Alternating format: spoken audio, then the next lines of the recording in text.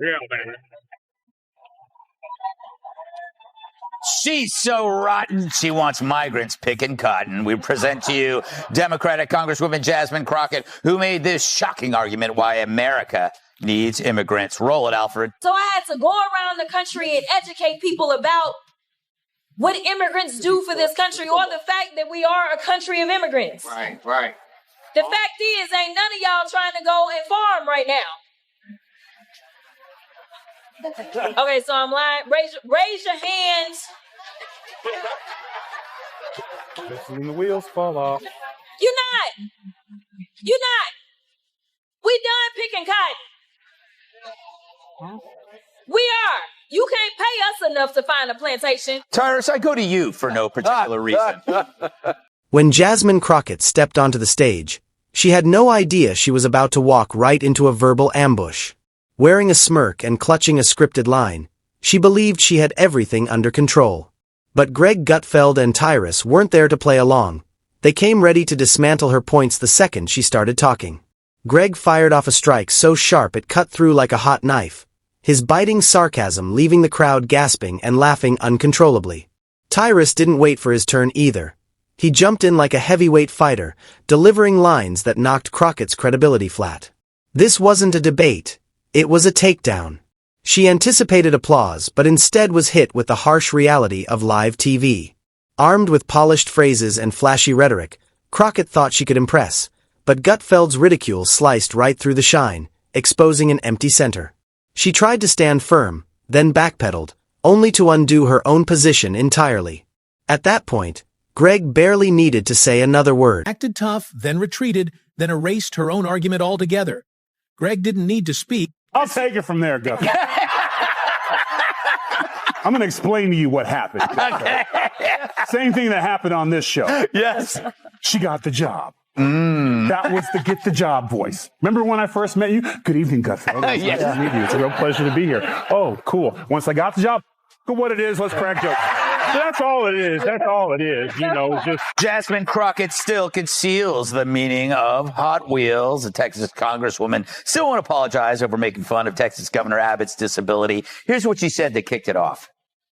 We in these hot-ass Texas streets, honey.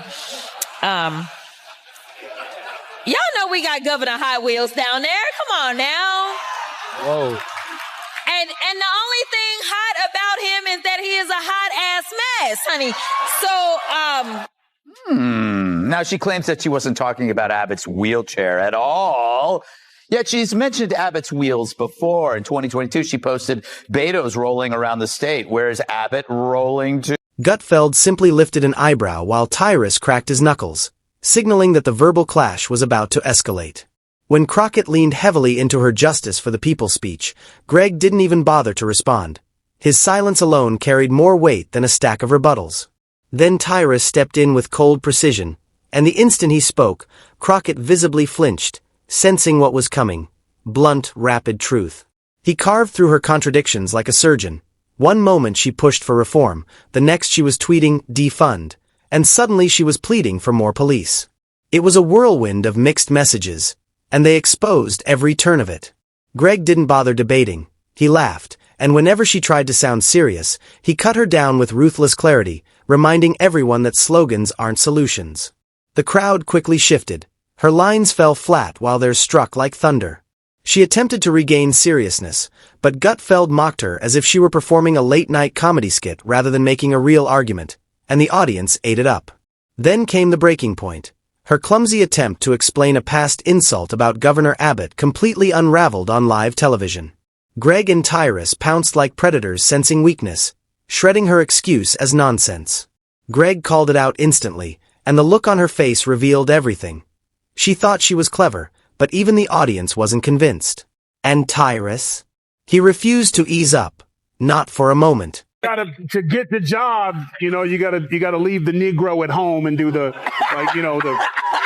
what it is afternoon, and then once you get in, you can say whatever you want to say. Listen, everyone talks different with their crew and their people. Everyone has a different way of talking when they're with other people or whatever. She's too comfortable, and she thinks she's clever when she does that. But here's the cold part: somebody's writing that for her. Yeah. That's why she had to remember and look back, because apparently Hot Wheels she thought was going to be someone thought it was a wonderful joke and it was going to do well. So she set it up, but she doesn't read good because she's like, and this, and then she said to Hot Wheels, and as soon as she said it, it didn't get the reaction that she thought it would. Tyrus locked eyes with the camera and delivered a line so ruthless it left Crockett stunned.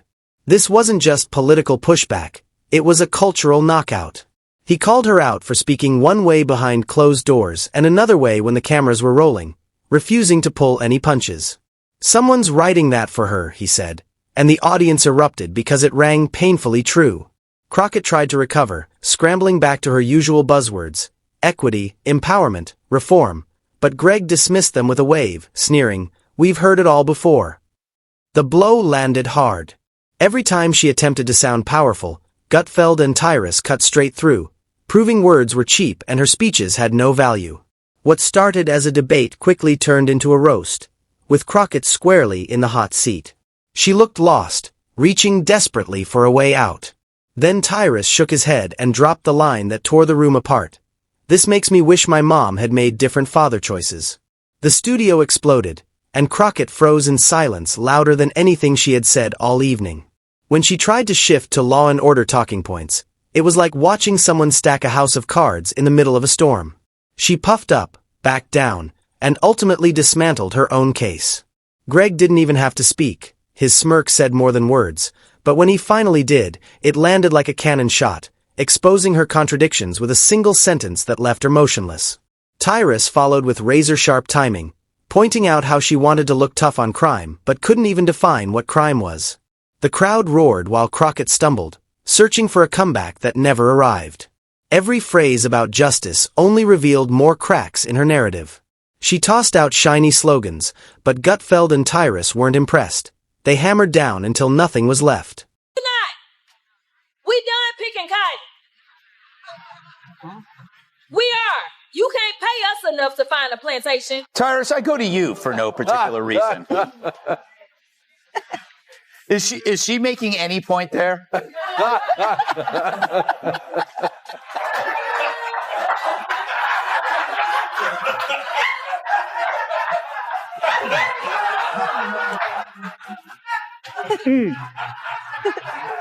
Like this makes me wish my mom made different father choices. They weren't easing up for even a moment, and then came the point that sent the whole room into chaos, the speech comparison. Tyrus blasted Crockett's language for sounding more like a yoga retreat promo than serious leadership, snapping, "Namaste isn't policy," and Crockett froze. Greg immediately piled on, mocking her delivery with cutting precision, joking, "Let's vibe check this issue," and the audience roared as she sat stunned in silence.